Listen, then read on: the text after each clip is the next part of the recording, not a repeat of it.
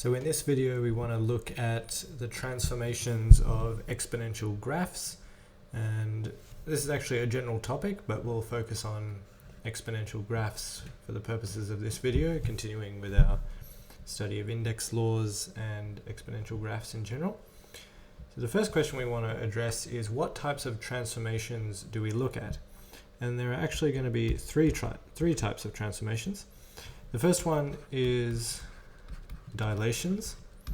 So this is going to be how we move the graph away. So we'll look at actually two types of dilations. The first one will be a dilation from the x-axis, and the second one will be from the y-axis. So let's see this in a concrete example. So let's look at y equals 2 to the x. A dilation, let's say by factor 4 from the x-axis, from the x-axis, let's be from the x-axis, will appear in the equation as y equals 4 to the 2x. And what this is going to do is it's going to move everything, all the y values, away from the x-axis by a factor of 4. So what we'll see is that the resulting graph will look something like this. So y equals 4 times 2 to the x. And of course this is not perfect, but this should, so this is the value 0, 1, or the coordinate 0, 1. And this should be the coordinate 0, 4. So we've multiplied all the y values by a factor of 4. And so we have that. And so the way to read this would be that we've transformed this graph onto this graph by dilating by a factor of 4 from the x-axis. Okay, so the other one is a dilation from the y-axis. And let's say we want to dilate by a factor of 4 from the y-axis, then this is going to appear in the equation as follows. So we'll have y equals 2 to the 1 on 4x. This is something that students forget all the time, but it's clear if you understand what it's doing. Remember that when we dilate by a factor 4 from the x-axis, we're moving these y values up by 4. So this arrow should be 4 times longer. 4 times longer than this arrow. So 4 times longer than this arrow over here. But if we dilate by a factor of 4 from the y-axis, then it will actually get closer to the y-axis. That's why there's a reciprocal factor over here. So in fact, maybe another example, or a better example, would be to dilate by a factor of 1 on 4. So then the graph would be 2 to the 4x, and then we would have something like this. So this would be y equals 2 to the 4x. And notice that the distance from here is shorter than the distance to the original graph. Now, as I said before, this is one of the hardest transformations to really understand, at least to remember the reciprocal rule. So that's the one we're not going to worry about the most. For this video, we're going to worry about the other ones primarily, but just to emphasize this again, let's draw it on this graph. So we'll draw y equals 2 to the 1 on 4x. This will actually go in this manner. Again, we've taken this arrow and taken 4 times the length. Of course, this is not to scale, so my sketches are not perfect. Okay, so those are the dilations that we'll consider. What about the second type of transformation? These are going to be the reflections.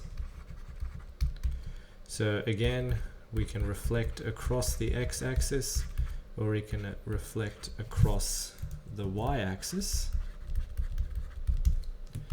So let's see how this appears. So if I reflect across the x-axis, then that's going to appear as negative 2 to the x. So all the positive y values will actually become negative y values, and the resulting graph will look something like this. So that's a reflection across the x-axis. If we reflect across the y, so again, let's change color. So reflect across the y-axis, then this will appear as y equals 2 to the minus x. And so what we'll have is something like this.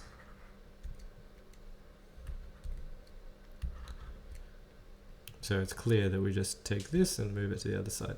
And you can see that that's the reason why the equation is of this form. So let's say you put x equals 2 in here, then what we find is that the y value is the coordinate is 2, 4.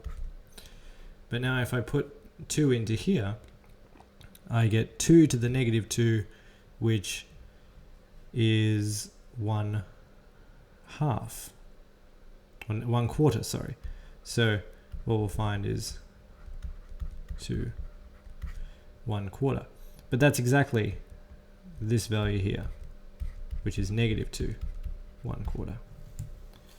So if you think about these transformations, they actually make perfect sense. And so I invite you to just convince yourself that these are the appropriate transformations and don't just believe it on blind faith.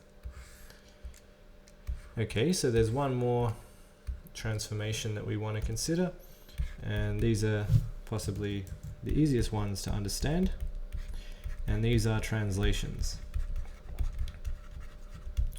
Again, we can have horizontal translations, so x-axis translations, or we can have vertical translations. So these are along the x-axis, these are along the y-axis. Okay, so how do these ones appear in the graph? So if we have a vertical shift or a vertical translation, then that will appear as 2 to the x, maybe plus 3 if we want to have a vertical shift by 3 units in the positive y direction. So the asymptote that's at y equals 0 will now move to y equals 3, and the whole curve just shifts up by a factor of 3. So this is now at 0, 4. If we have a horizontal shift or a horizontal translation, then this is another one that students have a bad time remembering. Let's say it'll appear as maybe 2 to the x plus 1, but this plus is actually going to be in the left direction, so the negative x direction. So this moves the graph to the left by 1. So what we'll have is that it'll look something like this. So this is 2 to the x plus 1. And if this was a negative, we would move to the right by 1. The easiest way to see this is actually to solve the equations for the y-intercept, for example, but we don't have logarithms yet. If you do, then you should use logarithms to solve the equations for the y-intercept and convince yourself that this is indeed, if this is positive, then you shift to the left. If it's negative, you shift to the right. Okay, so we have these transformations. So the next question that naturally arises is, does it matter how we apply the transformations? Does the order matter? And the answer to this is a resounding yes, and the order in which I've listed them is the order in which you should apply them. So for example, we should always do dilations, then reflections, then translations. The mantra for this is Dr. T. So dilations, reflections, translations. Now you can switch dilations and reflections, but translations always come last. Just to make life easier though, let's just stick with Dr. T for the order of transformations that we want to use. Okay, that's enough abstract nonsense. Let's consider a concrete example. So describe the transformations required to map y to the 2x onto y to the 2x minus 1. Okay, so there's no dilation from the x-axis because that would appear here. There's no dilation from the y-axis because that would appear in front of the x. So all we're left, we should check the reflections first of all. There are no reflections here because the reflection across the y-axis would appear in front of the x, and a reflection across the x-axis would appear here. So all that's left is translations. So we don't have to worry about any ordering for this. So we can pick our first transformation to be this one up here, and that's a translation by factor 1 to the right. Remember, it's the opposite of what we would think. So remember, in this example, we saw that a +1 moved it to the left, and since we have a -1, that moves it to the right. Okay, so let's just sketch that first transformation. So we move to the right by 1. So let's just say this is 1. I'm going to move my intercept to be 1, and I'm going to move my arrow by 1. And so this is my rough sketch of y equals 2 to the x minus 1. Of course, I should have drawn a horizontal asymptote at y equals 0. Okay, let's look at the second transformation. So this is a transformation in the positive y direction. So it's a translation by factor 7, and we can just write up. So we have our shift by 7. So now we have a horizontal asymptote at y equals 7. And our graph has shifted. Maybe I can do that a little better. And so we're still shifted to the right by 1. So this is 2 to the x minus 1 plus 7.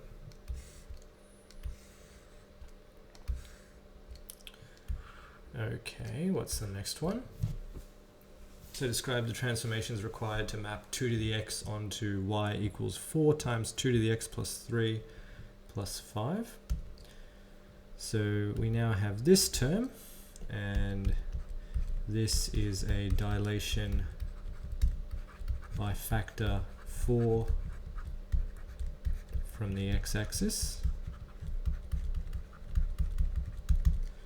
And so what that does, it takes this curve to a much steeper curve. So that's y is 4 times 2 to the x. The next transformation, well, there are no more dilations. The y dilation would occur in this. We have no reflections because 4 is a positive number and there's no negative in front of this x. So we can look at this translation, and this is a translation by 3 units left. Again, remembering that if it's there, it's the opposite of what we would usually think. So let's move our curve to the left by 3 units, and that's gonna be something like this. So we have 4 times 2 to the x plus 3. Again, I keep forgetting my asymptotes. So we should have asymptotes along y equals 0. Okay, and what's left? We just need to look at this. And that is a translation by 5 units up, sorry. Okay, so now we just need to shift the horizontal asymptote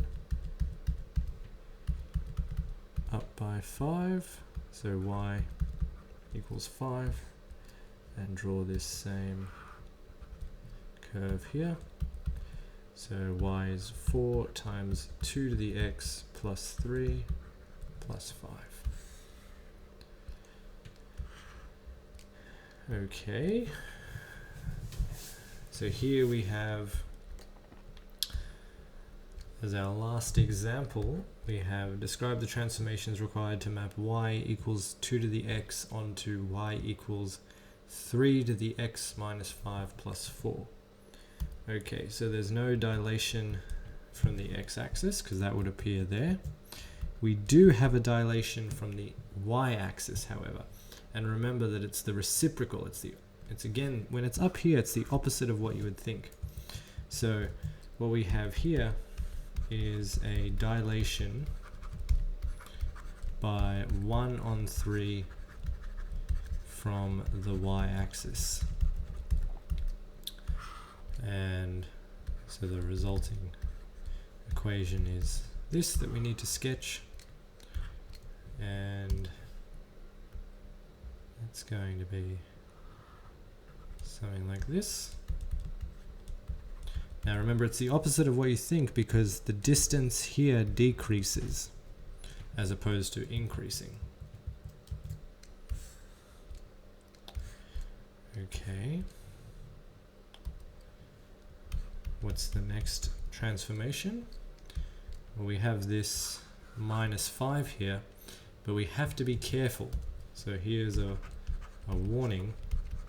This is another thing that really trumps students when we're looking at graphical transformations.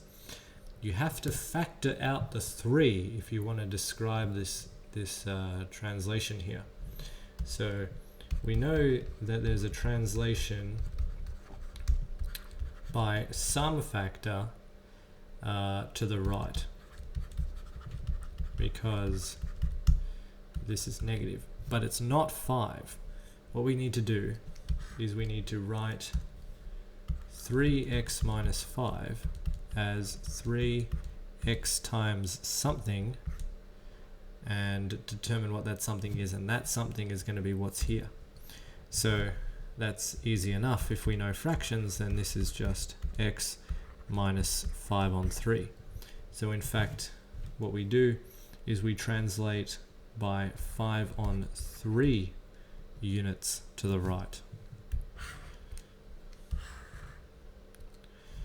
This doesn't change the graph substantially, but it's important to know exactly what transformations we're applying. So we're translating this curve by 5/3.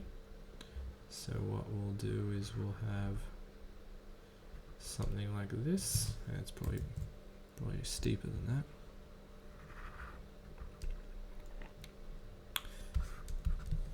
Of course, it's hard to draw these graphs to scale. Notice that the y-intercept moves here. So this is a little different. So this is different y-intercept, but these y-intercepts are still 0, 1. Okay, and the last translation to consider is a translation by 4 up. So we take this curve and we move it up. So let's start with the y equals 4, and then this is y 2 to the 3x minus 5 plus 4. And that's it. We can't really calculate any intercepts because, like I said before, we need logarithms, but we'll revisit this in another video because this is quite a difficult topic for many students, and it definitely requires a lot of practice. In saying that, be sure to check out the Tute Notes for additional exercises to practice this material, as it does require a lot of practice.